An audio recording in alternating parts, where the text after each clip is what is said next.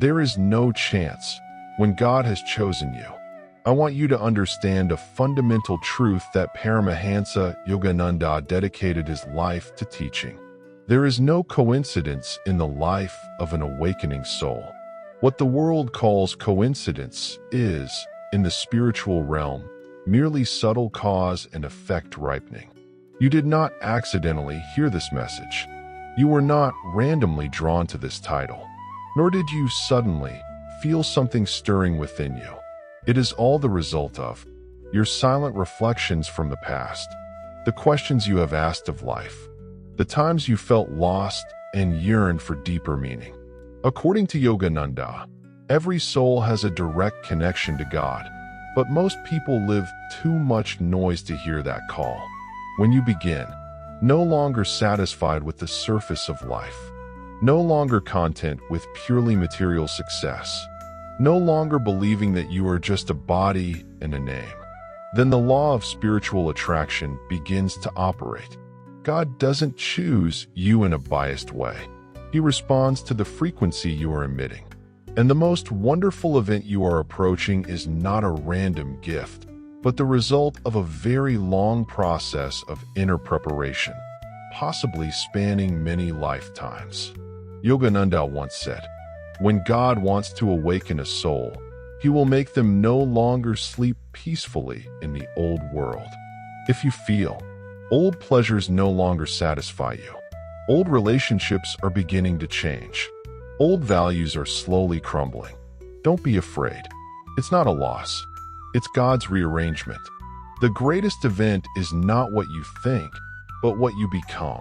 I know, when you hear the phrase "a great event is about to happen," the human mind immediately thinks of a physical miracle, a financial turning point, a fated relationship, a change in external circumstances. But Paramahansa Yogananda would smile and tell you, the greatest event doesn't happen in the phenomenal world. It happens in consciousness. The greatest miracle isn't that your life changes. The greatest miracle is that you are no longer the same person. When a soul reaches the threshold of enlightenment, the first thing that changes isn't the circumstances, but how you see the world, how you see yourself, how you perceive God. Yogananda calls it the transition from ego to spirit. You begin to realize that you are not your thoughts. You are not fleeting emotions. You are not the story society tells you. And at that very moment, the most wonderful event begins. The outside world will reflect that, but it always comes later, never earlier.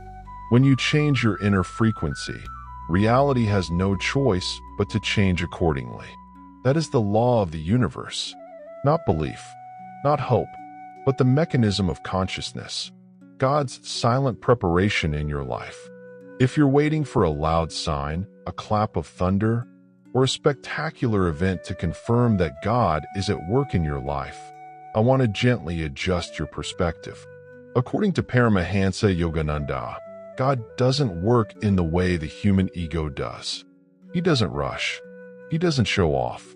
He doesn't create miracles to impress. He prepares in silence. Just as a seed is nurtured underground for a long time before breaking through the earth, the most wonderful events in your life are also being prepared in layers invisible to the naked eye, beyond the control of reason and beyond the interference of the ego. There are periods in life when you feel everything seems to slow down. Old plans are no longer progressing. You are put on hold. People often call this procrastination, but in spiritual terms, it is God's gestation period. Yogananda once taught, when God wants to bestow a great favor upon a person, He first empties them. Empty from what? Empty from old expectations. Empty from unconscious attachments. Empty from distorted self-images. You may have experienced losses you don't understand why they happened. People who were once very important have left. Paths that were once certain have suddenly closed. But look deeper. God doesn't take to punish. He makes room. No great event can enter a space already crammed with things that no longer fit your new frequency. This quiet preparation is often accompanied by increasingly profound existential questions, a greater sensitivity to energy, emotions, and truth, a natural need to live slowly, authentically, and deeply. This is not a sign of weakness. It is a sign of a soul undergoing restructuring. Yogananda calls it rebirth in consciousness. You are no longer allowed to live superficially as before, not because you are wrong, but because you have matured beyond that level. And in this very silence, God is doing his most subtle work, reshaping the person you are about to become. Signs that you are on the threshold of miracle.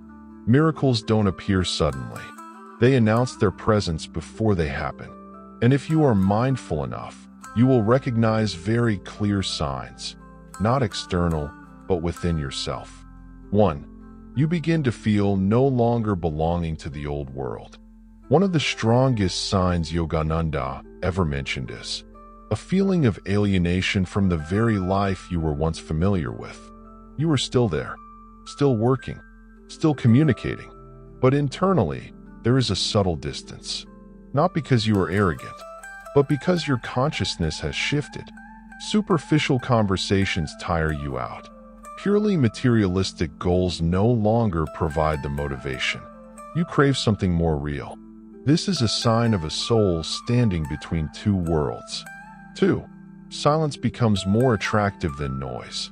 There is a point on the path to enlightenment when you realize that silence is no longer empty, but full. You tend to want to be alone more. Naturally meditate more deeply without forcing it. Hear your intuitive voice more clearly. Yogananda taught that God speaks so softly that only those who are silent can hear. If you are entering this stage, it is because miracles need quiet space to manifest. 3. Coincidences begin to happen frequently. You think of something, and it appears. You ask a question, and the answer comes through a book, a saying, a message like this. This is not a coincidence. This is the synchronization of consciousness. According to Yogananda, as a soul approaches a spiritual leap, the universe begins to respond more quickly. The gap between thought and expression shortens. That's a sign you're nearing the threshold of miracles. 4. Old emotions resurface to be healed. Before light enters, darkness needs to be seen.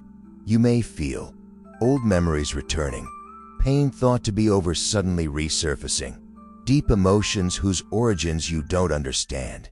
Don't be afraid. Yogananda calls this the purification before grace. No miracle can take root in a mind still full of unresolved energies. 5. A quiet faith begins to form, even without proof, even without seeing results, even without outward changes. But inwardly, something strange happens. You are no longer as panicked as before. A wordless faith, not noisy, no proof needed. Yogananda said, true faith doesn't shout, it stands still.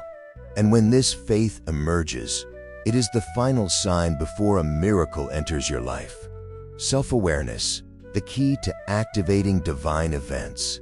If I had to summarize the entire spiritual path taught by Paramahansa Yogananda in a single phrase, it would be self-awareness, not knowledge, not ritual, not borrowed beliefs, but the direct experience of your true nature. Most people wait for miracles from the outside, a change of circumstances, an unexpected favor, a life-changing major event. But Yogananda taught that every divine event begins with an inner awakening, and that awakening only happens when you begin to ask the right questions. Not, what do I have to do to achieve this? When will God bless me? Rather, who am I really? This question isn't for analytical intelligence. It's for observant consciousness. When you begin to realize that you have thoughts, but you are not thoughts. You have feelings, but you are not feelings. You have a life story, but you are not limited by that story. Then something very important happens. You step out of the ego. According to Yogananda, the ego is the veil that obscures the miracle. Not because it's bad, but because it's too noisy. When you deeply self-aware, you begin to see your reactions instead of being swept away by them. Observe your fear instead of identifying with it. Be in the present moment instead of living in memories and anxieties. And it is at that point that the sacred event is triggered. Not because you ask, not because you deserve it, but because you have opened the door in the right way. Yogananda once said, "God does not come when people cry out. He comes when people are silent." Self-awareness does not create miracles. It removes what is preventing miracles from manifesting. Like the sun is always there. It's just that the clouds disperse. How to receive a wonderful event without breaking it. This is the part that very few people talk about. And it's also why many miracles come and then disappear. According to Paramahansa Yogananda, people often break their blessings through their own lack of awareness. Not due to bad luck, but due to unconsciousness. When a sacred event begins to manifest, the most important thing is not to do anything more, but not to do anything wrong. 1. Don't rush to label and tell the story. As soon as something good begins to happen, the mind immediately wants to give it a name, explain it, boast about it, predict the future.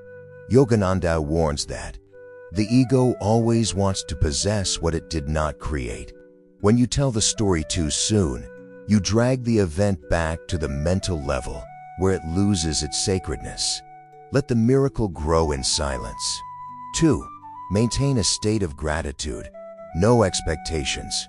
Gratitude is the frequency that protects the miracle, but expectations are what extinguish it. There is a very subtle line between "I am grateful for what is happening" and "I wish it had to happen this way." Yogananda teaches that God blesses according to His wisdom, not according to a human script. Receive with gratitude, but without control. 3. Don't let old fears dictate new actions. When a wonderful event begins, old fears often resurface. Fear of loss, fear of not being worthy, fear of disappointment. If you act out of fear, you close the door that God has just opened. Yogananda said, "Faith is acting in the light, not reacting in the darkness." Stop, observe, trust. 4. Continue practicing self-awareness every day.